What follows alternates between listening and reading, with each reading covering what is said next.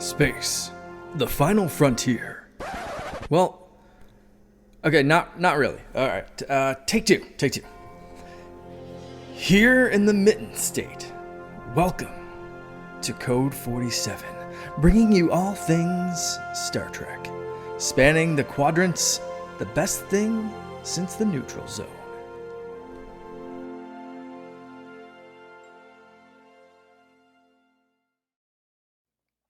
And we are back here on the Secret Friends Unite Network. This is the Code 47 podcast, episode 65, coming at you from the great state of Michigan. I am Charlie Carden, Trek Lord of West Michigan, captain of the USS Grand Petoskey, the West Michigan chapter of the Starfleet International Fan Club, joined as always by my awesome co-host, Katie Q. Katie, how are you doing this wonderful Saturday evening? I am doing fantastic. I have a drink in my Harley Quinn tumbler glass, so I'm ready to go. Oh goodness, I did a little bit too much pregame, and I left my drink in the other room. So we might have to have a cesura, as they say in music, and a little pause between segments. I got to refill my drink, so we'll see what happens. But yeah, we're back. We're in the thick of it, talking about Star Trek Discovery. We're on our third of four segments talking about the second season of Star Trek: The Next Generation. So without further ado, we'll get into that. But we do have two things before we jump into that. We've got a great a VHS cover from episode 65 of Star Trek, the original series, which Katie, you and I were talking earlier today. I know it's not your favorite. What is happening in this cover, Charlie? I'm trying to send me. I'm remembering this episode, the Enterprise, and again, this is a very late in the series episode, because again, the original series only had 79 episodes. This was episode 65. They found this like big rock in space that was like a planetoid, but it was traveling at like high velocity. It was going to hit a planet, so they had to beam aboard it and try to figure out a way to stop it or whatever. And so in this, they find as Kirk, they with any supercomputer, they find the brain of it. But when Kirk and Spock touch it, they get this like terrible 60s like photo effect to it. So okay. It's a little ridiculous. No, that's not. Folks, I'm going to describe this to you as someone who has not seen the episode. Please. So there is a pyramid, like a very, very minimalist robot, I guess you could say. It's basically like kind of an upside down triangle with a regular triangle, like on top of a regular triangle. And then you have a basically orange overlay on Spock and Kirk, who look like they are a little too involved with this minimalist robot figure. Right. Kirk is, like caressing it and like pressed against it. And Spock, I don't know what Spock's doing in the back, but this does not. This has me. There's a lot of questions. I'll just put it that way. I know I just started like 4 sentences and stopped halfway through, but that's because I just don't know what to say about this. I would, and plus this also has the longest name for any single episode. For the world is hollow, and I have touched the sky. And again, at some point in the future, Peter is my guy who covers TOS because Katie refuses to, so he'll be back. So we will talk about this episode at that time, but I will certainly remember this conversation when we do. But yeah, looks like this aired in November of 1968, and boy, does it look like it. So anyway, moving on, we do actually have a news story this week. What I respectfully dub segment 50% or one half or half of the Starfleet Dispatch, because I don't like to mess with the order of things. But yeah, there was an announcement from Viacom this week. As all corporations are doing, they are rebranding. Paramount Plus is simply going to become Paramount. So it's a plus and a minus. Which makes sense. They're going on more of a global scale. They're trying to find something a little bit more universal. What works for Disney Plus obviously doesn't work for everybody. But yeah, I think it's Viacom CBS rebranded as Paramount. So I think they're keeping Paramount Plus. They're just actually changing their name. Oh, I see. Okay. So Viacom CBS now, instead of being called Viacom CBS, they're just Paramount. So everything's Paramount instead of like the global CBS thing, I think. Right, exactly. Makes sense to me because again, keep it all in the family, as it were. But this came from a Viacom investors call. where they talked a little bit more about Strange New Worlds, which is awesome. We're going to get that in May. I'm super fired up about that because I love the character of Captain Pike. Because the gray hair. This character I love cosplaying. But we did end up getting an announcement about something. I would. I wouldn't say I'm fired up about, but I want to, I don't want to embrace the concept of militant fanboyism and saying, "Oh, this really sucked," and the J.J. Abrams Kelvin timeline, which started in 2009 with Star Trek, followed with Star Trek Into Darkness in 2013, and wrapped up in 2016 with Star Trek Beyond, gave us Chris Pine as Captain Kirk and Zachary Quinto as Spock, yada, yada, yada. So gave us a lot of big names rebooting the original series. Really didn't adhere to canon in any way, shape, or form. Played very loosely with the fact that this was a spin-off universe, whatever it is. But I myself didn't care for the storytelling.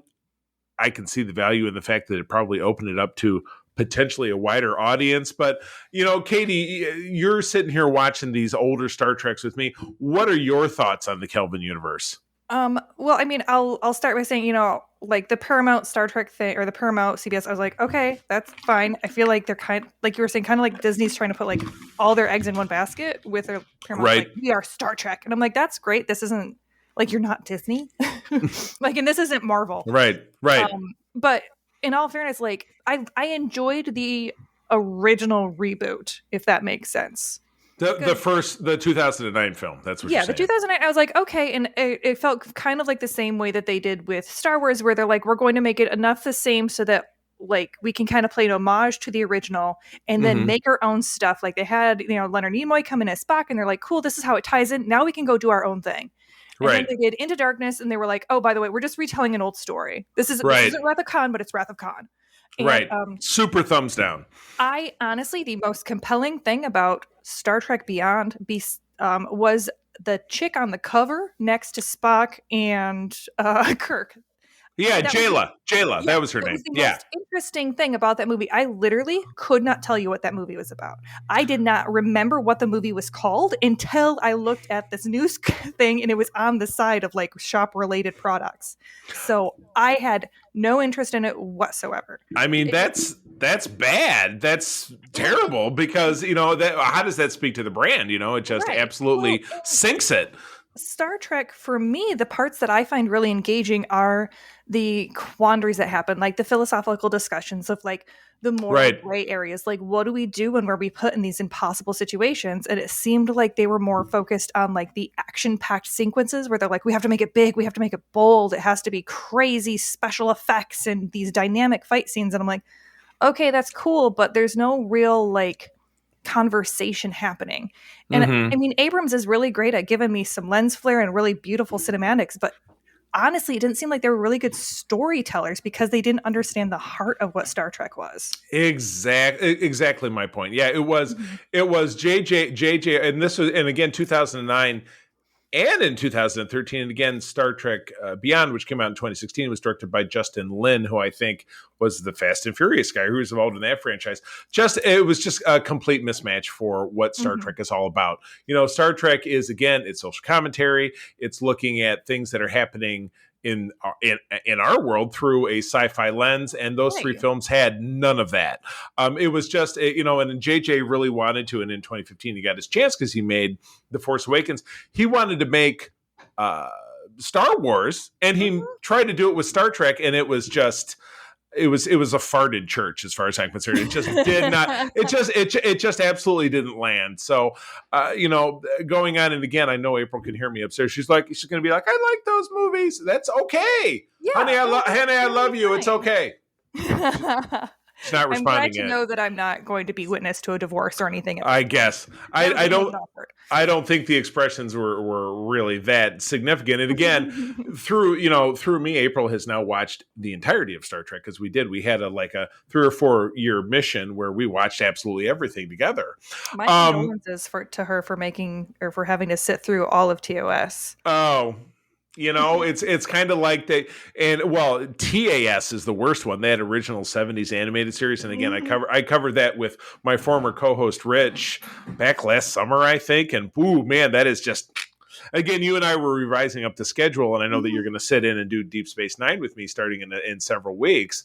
But I wouldn't wish Star Trek the Animated Series on my worst enemy. It's just really, really difficult to watch. Yeah, listeners, Charlie asked me to stay on a more permanent basis, and I thought about it. I was like, okay, here's the deal: I will not do Enterprise, and I will not do the original series. Yes, contract negotiations were executed, and those were the terms. And and as having as much fun as I do with Katie, I willfully agree. Peter will return to talk about the animated the original series with me, and to talk about Enterprise as well. So we will still continue to be the three-sided triangle, as it were. But yeah, so we were obviously promised several months ago we were going to see a Star Trek film.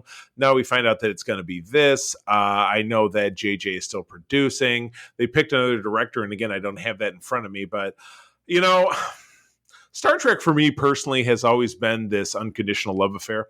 I'll go, I'll see it, I'll find a way to embrace it, but I don't have to be happy about it, but that's what love is. Sometimes you get disappointed, and that's really what I'm counting on. So, I'll tell you what, if you feel differently, fair listeners, and you absolutely love the Kelvin universe and you love the J.J. Abrams interpretation of Star Trek, please hit us up on Twitter at Secret Friends U or at the C3, which is my personal Twitter, and let me know that I'm wrong, because again, my opinion is no different than the opinion of absolutely anybody out there. I don't have any illusions on being some kind of Trek, Allah, that I know absolutely everything, but I mean, I do know everything. It doesn't make my opinion any more valid. So anyway, moving on, we've got 2 new episodes to look at this week. And again, Katie, you and I were talking about the schedule, and this is really going to explode in the next several weeks, because Discovery is going to start to overlap with Picard the first part of March. So our episodes are going to get longer and longer. So I hope you enjoy the sounds of our voice, because there's going to be more of us. But at any rate, we've got 2 episodes of Star Trek Discovery to talk about this week. The first one is episode 8, All In. Following a hunch, Captain Burnham tracks Book to an old haunt from their courier days, which of course happened in the gap year that she had when they arrived in season 3, where she and Book were getting cozy, and gets drawn into a high stakes competition for a powerful weapon. What'd you think, Katie? I can see why this wouldn't be necessarily a fan favorite, as coming back from a mid-season break, it was kind of, I would say, like slow, quote unquote, in like the action moving the plot directly forward. But overall, I enjoyed it as just kind of coming in, giving a pause to all of like the crazy action that was going on, and it gave things kind of time to simmer. And it's a thing that I like about Discovery, is that it's not that kind of like bam, bam, bam, bam, bam action. It takes time to marinate on those moments of kind of like like we were saying, like the human moments of like the struggles that you have, where like Book and Burnham get along really well. They love each other, but they are at these fundamental crossroads where both of them can understand and empathize with what the other person is going through. But that doesn't change their mind, and it doesn't change their position, which is kind of how things happen in real life. I like that Owasaku. Joanne. Exactly. Owasakun, that she was brought in. As sad as I was to see Tilly go, I love that this might mean that we get some more chance with the other bridge crew members, because we haven't really seen her shine since season 3. I think it was the season finale in season 3, where she's a badass and was like holding her breath for like 10 minutes. Right, exactly. Or earlier in season 3, when they had the awkward dinner party and everybody was arguing with each other. So I like that. And then again, subsequently in the next episode, they have the Asian character and the black character. I think I'm trying to remember their positions. One's the tactical officer, and maybe one's the communications officer. Yeah, and they're like full on going. So it's like they're really stepping it up, trying to flesh out these bridge officer characters. And it reminds me of the fact that in TOS. All of the characters that we came to know, Sulu and Uhura and Scotty, whatever it is, were not starring characters in the original series. The only starring characters were Kirk, Spock, and McCoy. They're the only ones that got title credit, but we still got episodes where, Nurse Chapel had an episode, and, Uhura had significant this and that or whatever it is. So I like that they're kind of plugging this in, and I like Joanne. She even got a significant role in a season 2 episode when Captain Pike was involved, because it was revealed that she joined an away mission because she grew up in this like Luddite, almost, anti-technology. What's the word I'm looking for? Like the Amish. She grew up in like an Amish community, and they were beaming down to a planet that was really technologically kind of backwards, and she was critical. So I like that. And again, it's super cool that she's kind of Jane Badass, in the boxing ring. So it's just it was a cool stripe. So I totally agree that. I still say they didn't actually ever say this one way or the other, but it still felt like she totally rolled that dude. Like she was just taking falls at the first part, because then she came in and just wailed on him. It's like somebody who's hustling in like a pool game. Yeah, he's hustling that dude. My kind of favorite part of this episode is this was like Haz Mazzaro, because I actually have the Memory Alpha page up, was the kind of the deal maker, hustler, shady dude who was this episode. I call him Mr. Easter Egg, because he was throwing out like, I'm throwing out this Cardassian this and this Brussels fly that, and this Devore, which is a Voyager reference, like weird little this and that. He was kind of Mr. Easter Egg, and I absolutely adore that we got to see one of the founders from Deep Space Nine. We got to see a changeling in this episode, and I'm like, that's super cool that they have this community of the entirety of the. And again, I always refer to the map behind me. The entirety of the of the Milky Way galaxy, split into 4 quadrants, is now extremely united, because there's no issue with traveling 70,000 light years. So you're going to see, and I think we saw that even earlier in the season when they had the big intergalactic conference. You have the Xindi and the Kazon and all these different species that are spread across all of Star Trek, now being able to interact with each other because of superior technology and different wormholes and different ways to travel. So I love that. I would love to learn more about what the Dominion looks like in the 32nd century. You know what I mean? Is it integrated? Is it integrated? Are the Vorta, did they declare independence? Are the Jem'Hadar no longer a slave species? I would love to see. That would satisfy the Deep Space Nine lover in me, and the fact that Deep Space Nine has it just absolutely gotten the shaft in this postmodern era, because all that anybody wants to talk about is TOS and Kirk and Spock and McCoy. And no, I grew up on TNG and DS9. I want to know, and DS9 never got anything. Voyager never got anything. Voyager's getting another chance with Prodigy, and we're seeing those characters come back to life. But what about Deep Space Nine? It's absolutely killing me. So that was probably my favorite part of this episode. That we got a little taste of Deep Space Nine, and I really hope that it was not just a throwaway. So that's what I'm keeping my fingers crossed. Well, and we've had references of that even with the president, where she's saying, before, like, I would not have, like, I am physically, proof that the Federation works as being part Cardassian. And Bajoran and human, which is completely crazy. Yeah.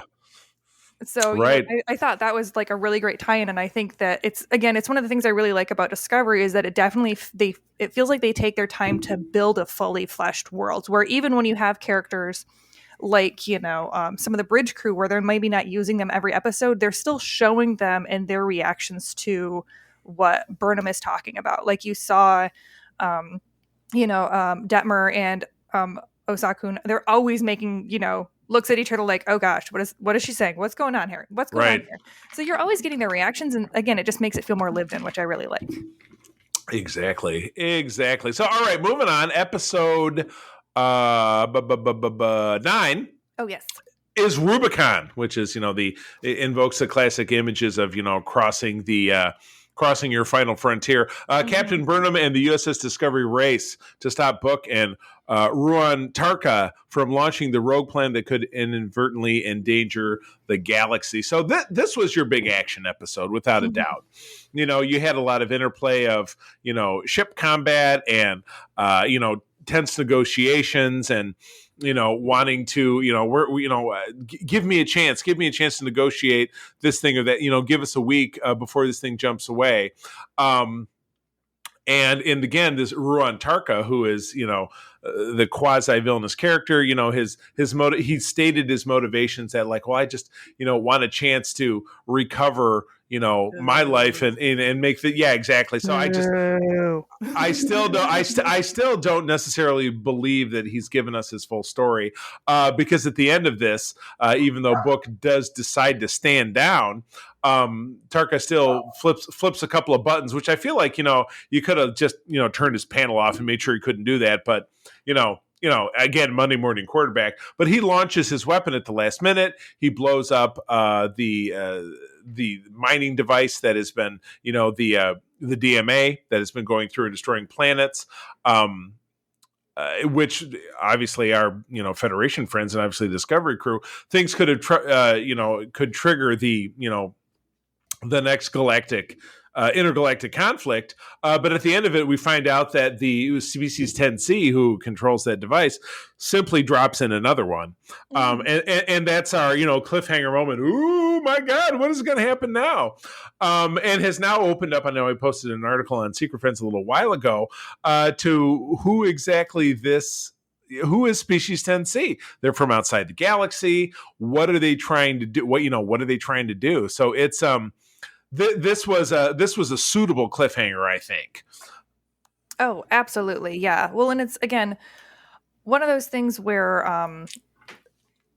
I really like that, Nan was back. Yes. Love to see that. She's great. Yes. Yeah, absolutely. Yeah, and they did a lot where they were once again pulling from other stuff that had happened. Like Nan and Burnham have a great conversation that kind of ties into Burnham's own lessons back during the loss of life that she experienced with the space station. Right. Because she knows that Nan is very black and white. It is very right or wrong. And when, again, they're having these moments of dealing with shades of gray and trying to navigate a very difficult and impossible situation, she's just trying to find that common ground, which has become a repeated theme with Burnham, which is, again, I really like how her character has developed that way. I feel like they kind of did Tarkon dirty. Like, as much as I hate his character, when you're looking at characters that are so fully fleshed out and his character is just like kind of cartoonish with his villainy. Yeah. He's like, no, a little too much. Like, he was introduced as like this like egomaniac where he's like, right. I'm obviously a super genius, and he's like telling Stamets that he's basically an idiot. And I'm like, okay, come on, dude. This guy has revolutionized like the spore drive. Like, come on, shut up. He's fine. Right. And it seems like the writers didn't they made him very one note, which I was kind of disappointed by. Like, I hate the dude. I hate him. And I love to hate him. But it just also felt very transparent. And at some points I was like, come on, Book. Like, are you really going to fall for this? Like, this guy is literally saying, hey, I'm going to do something that could literally start a war with an incredibly advanced species across your entire galaxy. And then I'm going to peace out, motherfucker. Yeah, right. In my own universe, so you have to deal with the consequences.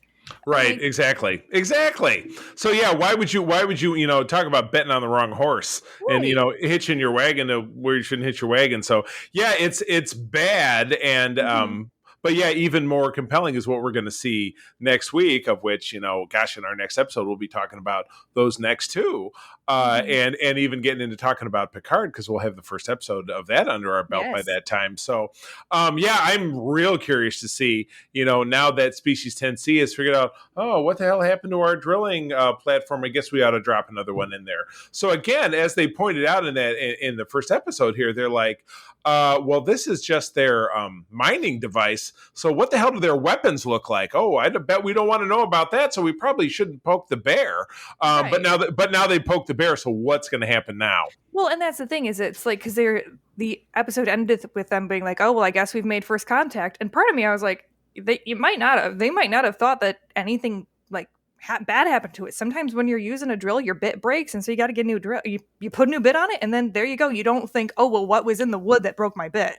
Fingers crossed. Exactly. Let's hope that they don't decide to go, oh, squish, and you're all toast anyway. So yeah, I'm really super excited to see where this goes, because this is this could have some pretty crazy consequences. So all right, so wrapping it up and segueing into segment 2. I know I can't get Katie to sing again, but I'm going to ask, It's been a long road. And, that's okay. You know what? All I can do is try. That's all right. But anyway, we're now into the third of 4 segments talking about season 2 of Star Trek The Next Generation, Jumpsuit Land Extraordinaire. So, we got 6 episodes to cover here. So we're just going to jump right in. I'll do the first one. Episode 11 is Contagion.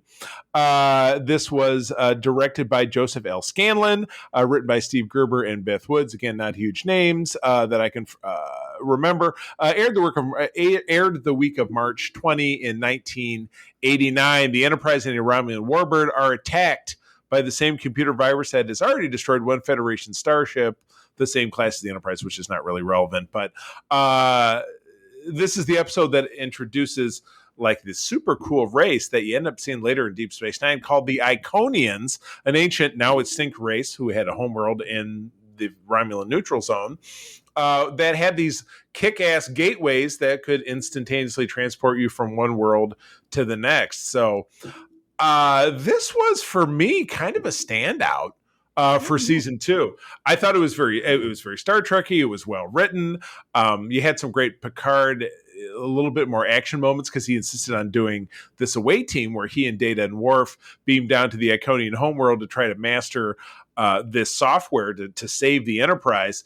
I really dug this episode. I thought this was a good one. And again, this was during the period of time that I wasn't watching the show every week. So I saw this a couple of years later when I really, was a serious fan of the show. And I was like, this is super cool. I really dug this episode. It had a lot of great Star Trek elements. This was the first big episode where you explore the Romulans a little bit because their reintroduction was only in a very brief cameo at the end of season 1. So this was our first kind of big Romulan blowout. So I really dug it. I thought it was a good one. Yeah, and I really enjoyed again, the dynamicism between Picard, Data, and Worf, because that's not a trio that you normally see together a lot at this point. Right. So I thought that the approaches that all 3 of them had was a very cool way to go about figuring out what the system was. And just the way that, like, Data's curiosity kind of bit him in the ass. Yeah, curiosity killed the cat. Yeah, absolutely. Yeah, because he becomes almost taken over by this virus, and so where normally it would have been a situation where when they get in trouble, Data can just be like, okay, well, I'll just stay here because, I'm technically not alive. So right. Anything that happens, like if we lose atmosphere, it's not a big deal. If they have poison, it's not a big deal. And it ended up being something where, like, Picard really had to kind of put his money where his mouth is as the captain of the ship and be like, no, if something happens, I'm going to be the one who does this. Like, I'm going to be the one that makes sure that this ends, everything stops. And, I'll be the one who goes down with the ship, so to speak, even though, obviously he wasn't on the ship. Right. Exactly. Yeah. And in the end of it, it was Data. Data figured out how to outsmart the computer. They were able to. Data rebooted himself, and they turned around and rebooted the Enterprise computer. They were then able to, send it to the Romulans and kind of selfishly save them. And then Picard was able to engineer a, kind of auto overload where the Iconian stuff was destroyed. So yeah, cool, very cool Star Trek-y plot. So this was, I thought, a very much a bright spot of season 2. And again, Katie, you'll appreciate this. Not very much Dr. Pulaski in this episode, which I think probably helped a lot. Even though she did have one snotty scene where she was like cutting up one of her medical techs. She's like, yeah, dude, use a split because he's got a broken leg. And he's like, that's not practically medicine, whatever. And he's like, no, dickhead, you use a piece of wood or whatever to keep a leg immobile, and that's regular medicine with your, with your hands and your heart and your head. Kind of like one of these, read a book or whatever, dude. It's just like, she's just very snide, which, yeah.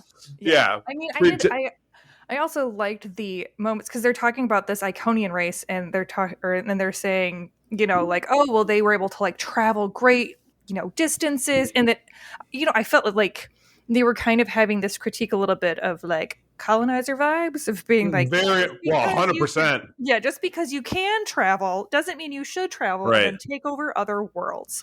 Yeah, demons of air and darkness, I believe was the description. Yeah, it was total colonizer vibes. Total like, hey, we're here to bring you Christianity and give you smallpox blankets. It's not a good thing. It's a big thumbs down. All right, moving on. Episode 12 is the Royale. Katie, all you. Yes. The Enterprise investigates the wreckage of a 21st century spaceship orbiting a distant planet at the appearance of a casino with inhabitants based on a rather poorly written paperback novel. It's called The Royale. The director was Cliff Boyle and Tracy Torme. Mm-hmm. And it was aired March 27th, 1989.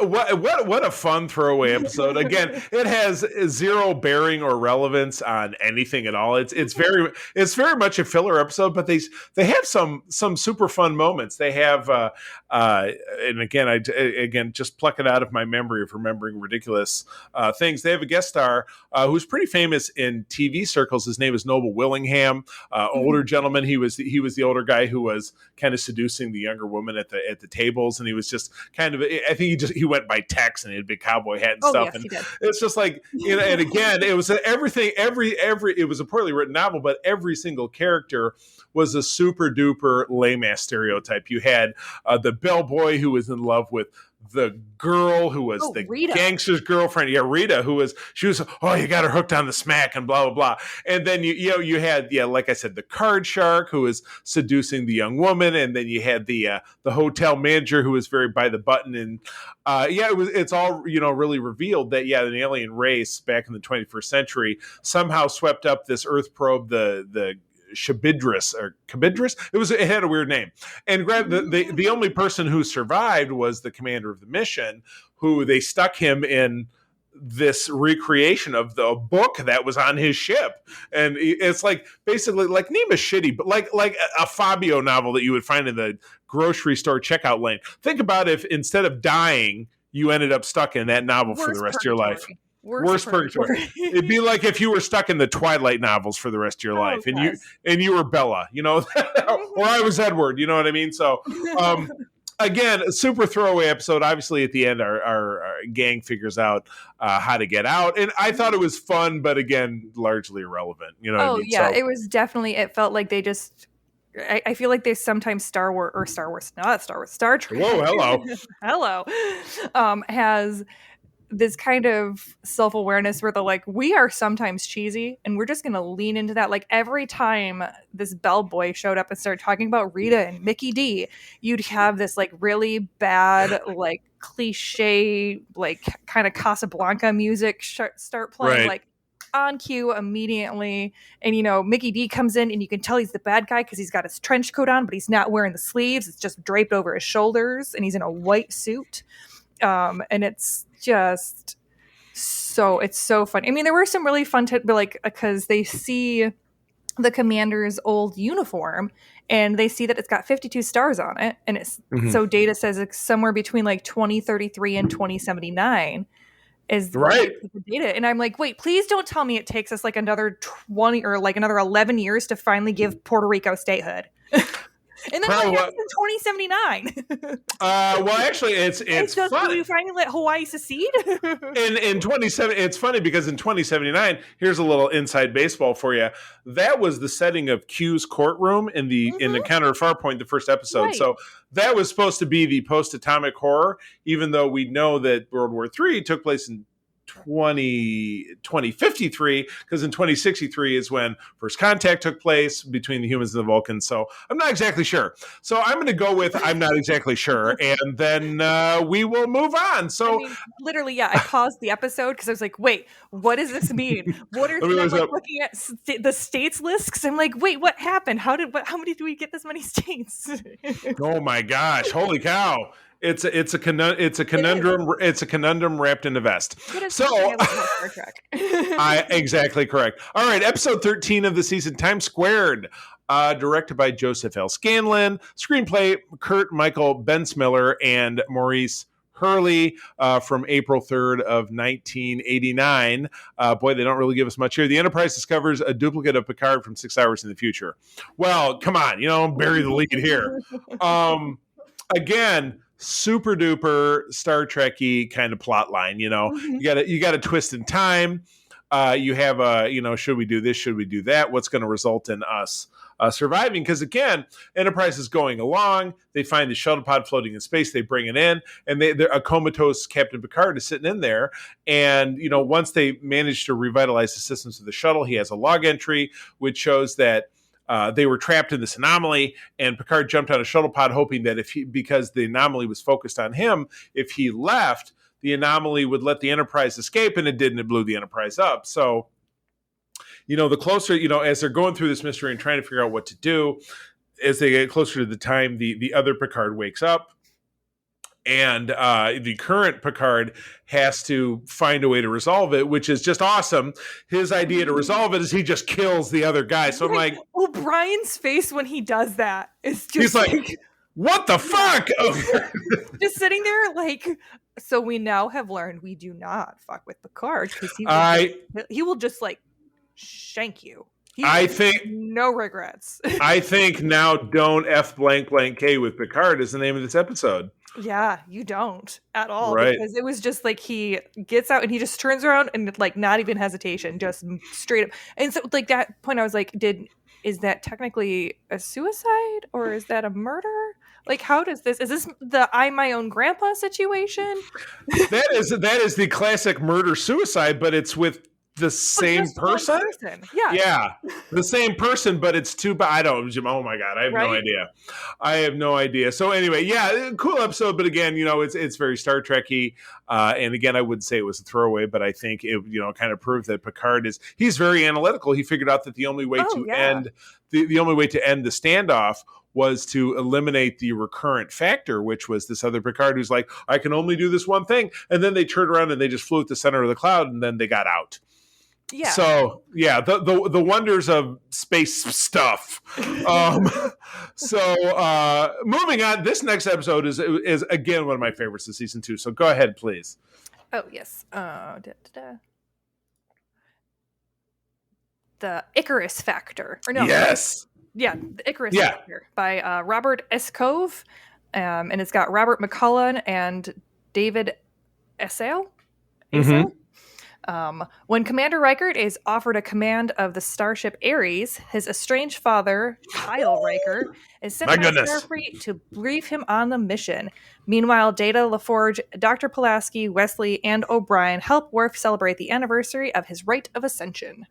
Oh, there's so much going on in this episode. Oh my god! Again, as a father who has pretty complicated relationships with my kids, I have a stepson, and then I have 2 sons of my own, all endlessly complicated relationships. Father-son stuff is it's in a lot of ways the same as mother-daughter stuff. You know what I mean? And I think less blind jujitsu going on with a lot less. Yeah. Yes, I agree that even though my father and I have had a complicated relationship and we're very close now, there was at no point did we engage in martial arts to kind of settle our differences. But no, there's a lot of kind of Riker's backstory revealed here. His father basically abandoned him when he was 15, which is apparently not a big deal in the legal machinations of 24th century Earth. It's just kind of like it's a big deal. I think it's just Riker then had to make his own way, right? Because I think that Kyle didn't think it was a big deal because he basically told him to get over it. Yeah, right. Yeah, because it's really revealed, here and then a little bit later on in other episodes that Riker's mother died when he was 5 years old. They didn't necessarily say why, but that was kind of the breaking point between father and son. They could never really put it back together after that time, and eventually, Kyle Riker just went off chasing his career, and Will Riker just kind of grew up on his own. They never really got into that. But Will Riker was an incredibly driven individual. He went off to Starfleet Academy. He, relentlessly pursued a career and became, first officer of the Enterprise before he was age 30. So he was a big shot. But yeah, his dad coming back after a 15-year absence really shook him to the core. And again, this episode, as both a father and a son, really spoke to me and always has. And I watched this one and I'm like, I really intently pay attention to it. And then the interaction between Riker and Troy when Riker thinks he's leaving is again very touching to me. You know what I mean? Because again, the underlying love that exists between these two characters that they can just never finally get out of their own way and say we should be together because you're my soulmate, I'm yours. But let's do this dance for the next 15 years. Why not? Because it's TV. Was great, and I do love it at the end that there was some variety of closure between father and son. We don't end up seeing the Kyle Riker character again, but in a lot of ways we don't necessarily need to, because we kind of got, in my opinion, everything we needed out of this episode was seeing them starting on a road to redemption. So we don't need to have, they're going on vacation together, or his dad gets remarried and has another kid or something. It's like, we don't need any of that bullshit. So this I thought was pretty concise. The other part of it with Worf and his rite of ascension, fun trivia piece. One of the Klingons in the holodeck sequence where Worf is getting stabbed with the pain sticks, played by Entertainment Tonight host John Tesh. No shit. If you even know who that is, which I don't know if you do. I do, yes. Holy cow. Okay, good. No, absolutely did. There was a making of, and if you watch, and God, they're gone now. But no, TNG is still on Netflix. If you scroll to, I think, like, you watch all the episodes and you get through season 7, there's a documentary hosted by Jonathan Frakes that was produced at the time of the last episode. And I think there's a little segment where John Tesh comes on and says, I was one of the Klingons that was stabbing him or whatever. So that's how I know about it. But that was pretty cool. And this was, again, kind of pre Ronald D. Moore, who comes along as a writer in season 3 and becomes kind of the architect of all modern Klingon stories. This was the story that kind of predated that and established that rite of ascension as the fact that, a Klingon society is all about torture. On its surface, yes, but I would also say that they very specifically wrote this story with Worf to kind of act as a juxtaposition between Riker having his dad there and being forced in this, repeatedly feeling forced into this familiar relationship. Right. And Worf mourning the fact that he doesn't have a family to go through this rite of ascension. Or a culture. Yeah, exactly. Yeah. And so at the end of it, you have it where Worf is realizing that he has, the found family mentality, because while Data is going through saying, first off, let's take a pause and appreciate we need 100% Worf or more Worf yelling at Wesley. Just 100% more. I loved how it just starts out and he just basically tells enough! He tells him to shove off, and I love it. And 100% Worf going to Data, with all due respect, be gone! Right? Sir. Sir, so much disrespectful respect. I love it. Right, yeah. With all due respect, go fuck yourself. Thank you. Right, exactly. So there was never even a pause when Data's explaining this ritual of saying, they stab him with these poles, and then he says, and his family's at the end to receive him, and someone says, oh, well, his family's not here, and they go, okay, well then we'll be there. There was never even a question or a weirdness of like, oh, well, would that be okay for us to be there? Is that going to be like awkward? Do you think Worf would consider us family? It was immediately like, nope, we're his family. We will definitely be there at the end to like kind of help pick him up after he's gone through this really traumatic thing. Right. And that was really beautiful, especially with having it juxtaposition with Riker having to deal with his dad. And I was really interested to see what your take was. Obviously, I am presenting as a woman, so I have a lot to talk about with the mother-daughter stuff, but not so much about the father-son. I do have a very difficult relationship with, my mother, where it's felt very much for me, this episode was almost triggering because like Kyle is very much a classic narcissist as far as like the abuse that he put Riker through. Just his entire thing is, what about me and my needs? He's very competitive. You find out that he cheated while he was like training his son in this battle technique because he just couldn't handle the idea of losing to him because everything had to be about him. And even when you have, Riker being 5 and losing his mother, Kyle's sitting there going, well, she was my wife. How do you think that made me feel? And I'm like, oh, my word. Me, exactly. Right. So it's a very typical male archetype, and fathers and sons being males, it's back and forth. The child may think it was the like embodiment of toxic masculinity. In a right. Way.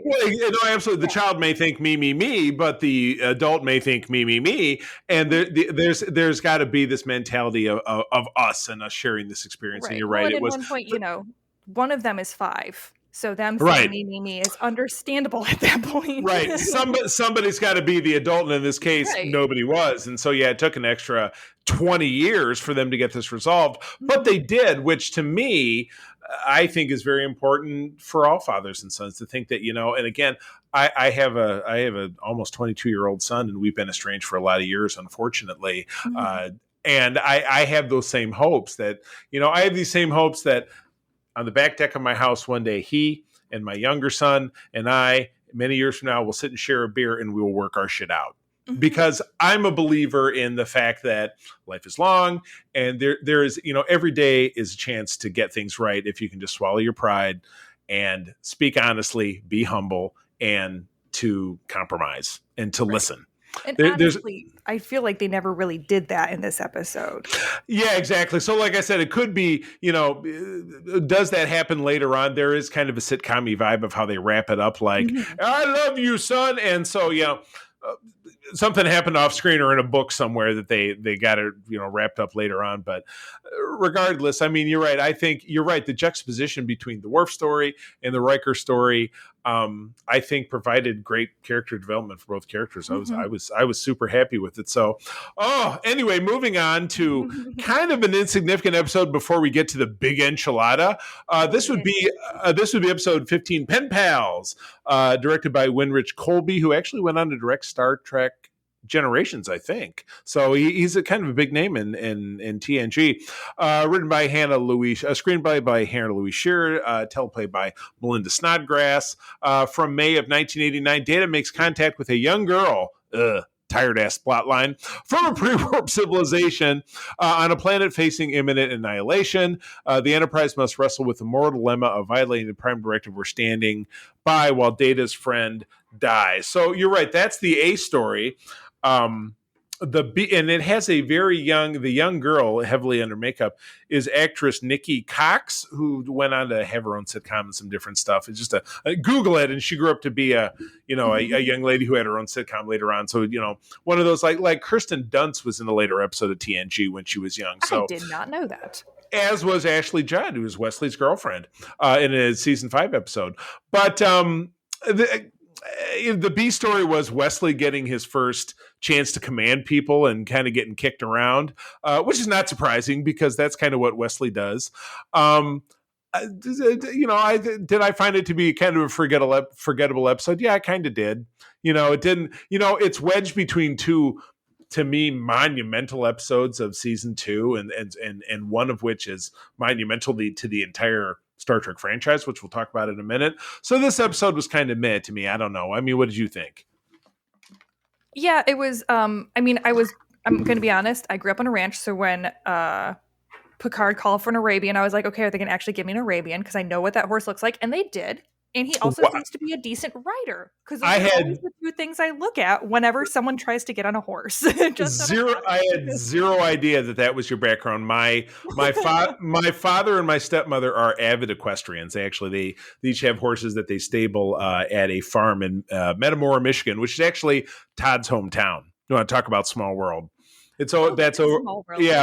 Over in eastern Michigan, east of Flint, Michigan. So yeah, isn't that funny? So I've been around a lot. Yeah, I had no idea. That's really interesting. Yeah. But it seemed very strange that Data would first off make contact. Like, I get his initial answering of the question because he just gets this voice of, is anyone out there? Just asking, is anyone out there? And he says yes, because he's answering a question. Right. But the fact that he wouldn't immediately go to Picard and be like, hey, I just found this civilization. They're reaching out and I may have answered them. Like, that seemed very strange. Well, and then he randomly shows up and is like, oh, by the way, for the last 8 weeks, I've been talking. I know. It's like, dude. And he's a friggin' android. He's very by the book. You wouldn't think that he would just go rogue on something like this. So it seems, you're right. It seems very out of character that there would have been this big gap in the time frame that it would have been like this. So yeah, that seemed very weird to me. I totally agree. Yeah. So, and I mean, I think that overall, I liked the conversations that were going on as far as like what happens when, you violate the Prime Directive, and Picard is talking to, the core team, and he's like, okay, well, is it okay if we violate it if there is a famine or a plague? Is it okay if we violate it if, we realize there's a meteor that's going to be crashing down? And they're like, well, yeah, sure. And, Pulaski's really avid about this. And I can understand from her perspective that she is talking, she obviously is, protecting life, protecting, and nurturing and making sure everyone is safe. That is very much a core tenet. She becomes kind of this gruff mom kind of figure where she's tough, but she's fair. Right. Yeah. And Right. I loved it because he goes, well, what about war? If they're, or enslavement, do we go then? And I was like, well, those are man, quote, or I guess living entity made problems where, family. Yeah, come on, man. Women can do that too, It's equality. Well, I was also talking, not necessarily humanoid problems, but obviously sentiently life problems. So I was like, that seems like that would be a difference. But there were some really great conversations that were going on with the Prime Directive, but it seemed like because there was so much other stuff going on in the conversation or in the episode that it didn't really get a chance to have that meat to it. Yeah. And I think if they would have just given some of that time away from Wesley being like, oh, I don't know how to be a leader. Like, come on, Wesley.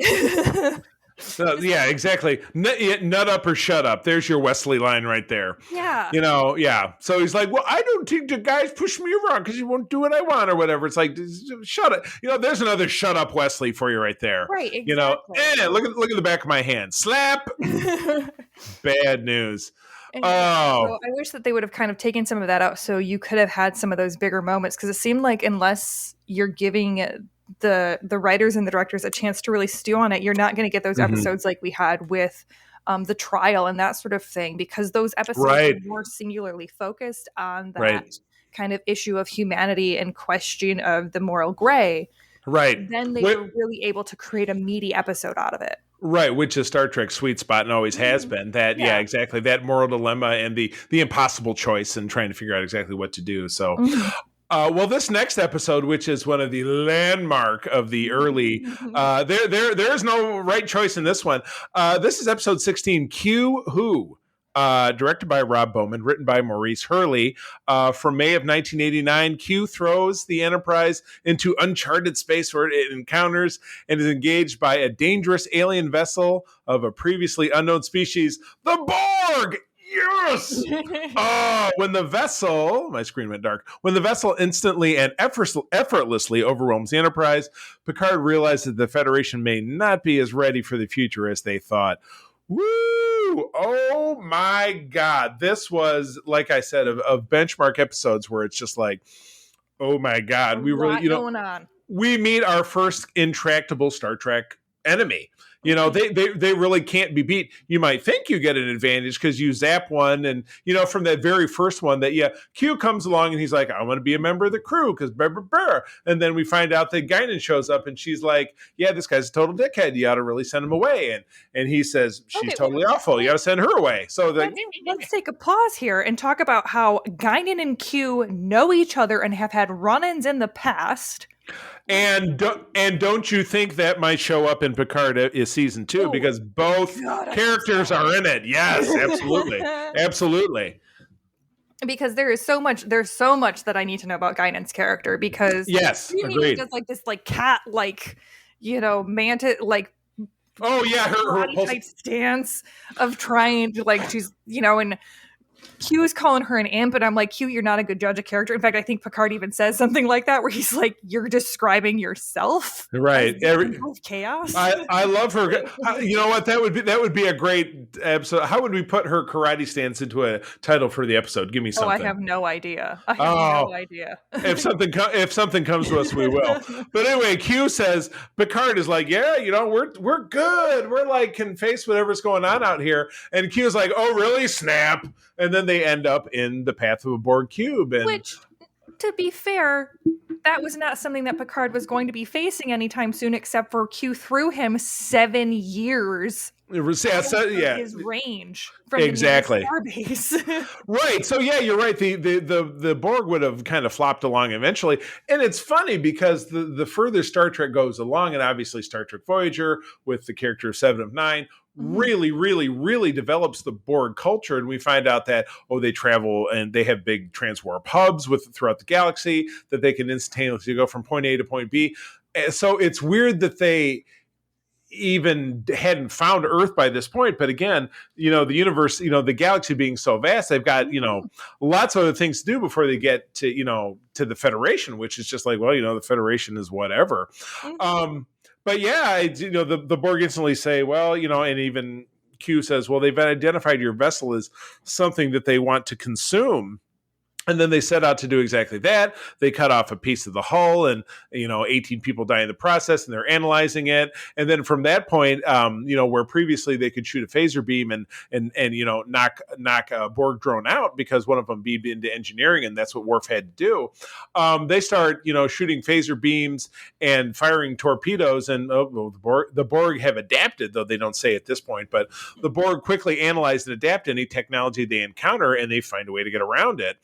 So they truly are undefeatable because, again, functioning as a hive mind. You blow up that one ship and they're like, oh, good, we're good. Nope, there's just another 50 ships that are going to show up. And again, it becomes a much bigger piece of not only, at the end of next season, the Best of Both Worlds two-parter where the Borg finally make their big play, but all throughout Voyager of just how friggin' scary the Borg really are, because all they really want is you to become part of their collective. They don't have any political aims. They're not malevolent. They simply have this one goal to absorb everything. They don't explore, they absorb. So at the end of it, Q says, well, I guess you learned your lesson. So he shoots him back again. And then, you see Guinan and Picard playing chess at the end of it. And I loved his line saying, well, maybe what Q gave us was what we really needed, which was a kick in our complacency, which basically is a kick in the ass to say, hey, pull your head out of your rear end because you're not ready. And maybe you really ought to spend a little bit more time figuring out that you don't need to go out so far because there's scary shit out there and you're not ready for it. Well, and it's that I felt like the episodes you were watching, they were just a theme of juxtaposition because you had this kind of back and forth between Picard and Q, which really they end up being kind of two sides of the same coin again, where you have Picard who knows and respects Q and who he is and what he can do. Because there's a point where he says something to Q and Q flat out asks him, oh, are you mocking me? And he's like, no, absolutely not. You are exactly who we are out here to try to discover, which are unknown life forms of unknown power and unknown origins. You basically saying you are exactly what Starfleet wants to find. You are it. You are the, culmination of everything we've worked for. And then Q at the end is, making Picard basically beg to say, hey, Q, we need your help. Yeah, right. We are out of our depth. We don't know what we're doing. We're all going to die. And Q is like, oh, takes a big man to be able to admit when they're wrong. And I'm like, this is Picard, though. Picard has no issue saying we're out of our depth because that's why he's so good at his job is because he can look and analyze something and be like, this isn't going to work. So we need to find a different way. Yeah, where Kirk would have been like, let's just die shooting at him. Woo! Right. Yeah, exactly. And so, right. It became one of those things where Q just inherently doesn't understand who Picard is or what drives Picard because Q can't understand not being just fully involved with yourself. Right. And it becomes one of those things where, Starfleet, they want to go out and they discover, but they are limited by their, by their literal physicality and the self-imposed, regulations through like the Prime Directive and everything, where Q has no such boundaries and he just interferes as he sees fit because that's what Q does. He is, he's a little chaos goblin, essentially. Right. And nice. So it's kind of, he's out there exploring and messing with everything. And Starfleet's like, yeah, we want to explore, but we're going to explore within our means. And so that's where you get that kind of duality going. Chaos Goblin, now the Q, the Chaos Goblin, now the name of the episode. There you go. Oh, I love it. Oh, this is good stuff. So, and with that, we wrap. So Katie, so we're on to the third segment of season 2. I think this was an improvement over segment 2 to me. I think it had my 2 favorite episodes of the season and possibly a third with Contagion. So yeah, I like it. I will absolutely tell you, I will not have that same opinion of the first segment because just I was getting our flows updated and looking at those episodes. And I'm like, oh, there's some stinkers in here, and including the absolute worst ending to the season, which I will not spoil for anyone who's not seen it. But again, if you're listening to this and you've not seen this, please go in, feel free to go in, watch the episodes and give us your own thoughts on this episode by hitting us up on Twitter or certainly at the Facebook group. But Katie, your thoughts on the segment? Do you agree? Was this an improvement? Yeah, I think there was some hits and misses. I think overall it was good. I mean, I do have to say, just on episode 16, I'm sad that Sonia didn't get more playtime. She was the kind of character that she ended up spilling hot chocolate onto Picard. She was like the first character that showed up. And she definitely was kind of coded as neurodivergent, I think. But they just kind of wrote her off as kind of ditzy, but she does come back in Lower Decks. Exactly. And we're going to be talking about it. Yeah. She's great. And she also had non-canonically, she had a long run in an ebook series called, I think, Starfleet Corps of Engineers, though I've never read it myself. I was aware of her involvement. So regardless, yeah, loved it. And but anyway, that's our show for this week. So Katie, do your honors, please, and take us up on out of here. Yeah, you can find us online at the new secretfriendsunite.com and hit us up at secretfriendsu on Twitter and let us know what you're enjoying in the Trek world. And you can subscribe to our YouTube channel and visit us on Public Tea for all kinds of swag. You got it. And as always, for more information about Starfleet International, please feel free to visit the Grand Petoskey and Region 13 on Facebook. Friends, as always, thank you for joining us. I'm going to tell you that sharing is caring and to keep on trekking. Wherever you go boldly. This podcast is part of the Secret Friends Unite podcasting network. Visit secretfriendsunite.com for more great shows, articles, news, reviews, and more. Secret Friends Unite podcasts are available on Apple, Google, Spotify, and other podcast services around the world. If you'd like to be part of the conversation, you can join us on Facebook or our new Discord server, or follow at Secret Friends U on Twitter. Please subscribe to Secret Friends Unite on YouTube and visit our merch store at tpublic.com. Just search Secret Friends Unite. Thanks for listening.